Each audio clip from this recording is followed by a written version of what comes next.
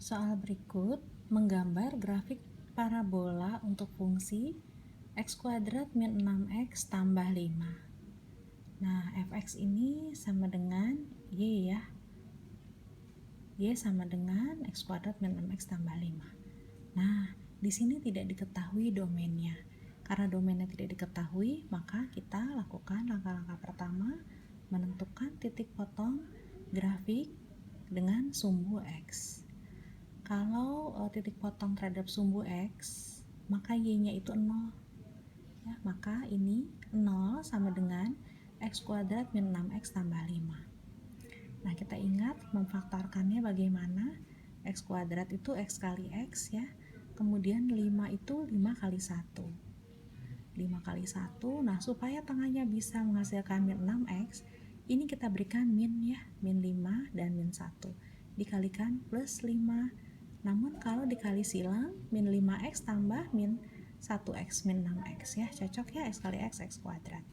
Maka faktorisasinya adalah x min 5 dikali x min 1, seperti ini. Nah, 0 sama dengan x min 5 dikali x min 1. Dengan kata lain, x-nya adalah 5, dan satu lagi x-nya sama dengan 1. Ya. Ingat caranya seperti ini, x min 5 sama dengan 0. X sama dengan min 5 pindah ruas kanan jadi 5 ya. Maka titik potong terhadap sumbu x-nya 5, y-nya kan 0 ya, 0. Kemudian x min 1 sama dengan 0 ya. Jadi x sama dengan ini min 1 pindah ruas kanan jadi 1. Jadi x-nya 1 ketika y-nya 0 ya. Maka titik potong grafik terhadap titik x ada 2, yakni 5,0 dan 1,0. Nah, kemudian yang kedua kita mencari titik potong terhadap sumbu y. Kalau titik potong terhadap sumbu y, ini x-nya yang 0 ya. Jadi rumus fx itu sama dengan y sama dengan x kuadrat min 6x tambah 5 tadi.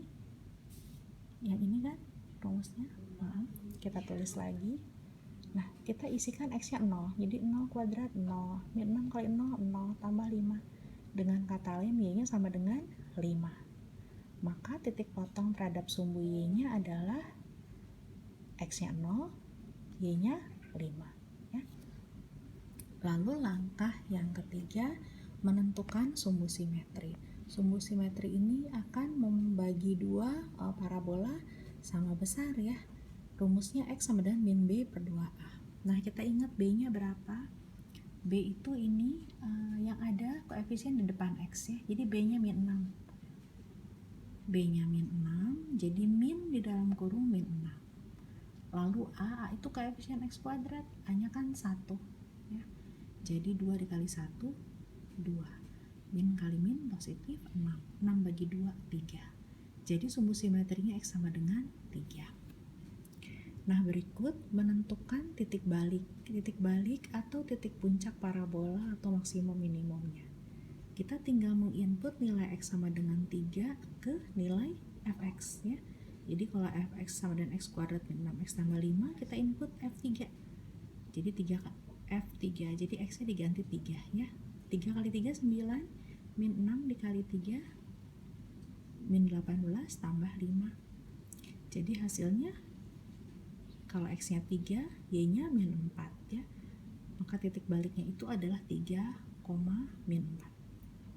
Sekarang titik potong terhadap sumbu x, titik potong terhadap sumbu y, sumbu simetri, serta titik balik kita gambarkan di grafik ini.